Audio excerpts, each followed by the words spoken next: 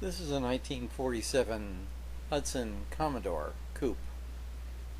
Very pleasant. You can see it's a two-tone color combination here.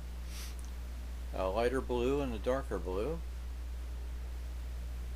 And notice the pretty modern placement of the parking lamps on top of the headlights that are built into the fenders.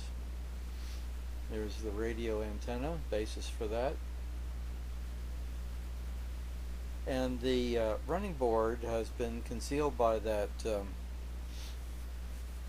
by the bottom part of the door, which kind of splays out over to cover what's left of the running board.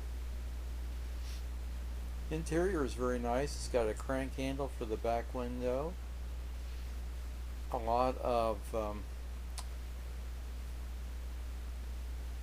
dashboard and door panels that have a lot of wood grain. That was the practice of the time. Bumper guards. I'm sure a very large trunk, not open, but this is the day when cars had big trunks. The window has a nice styling effect there, split into three sections. The fenders are bolted on.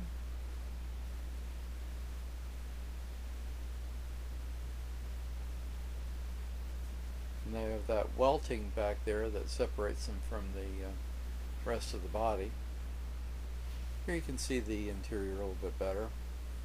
Manual transmission, has a radio.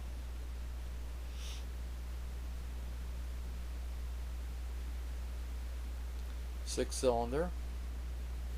A nice car.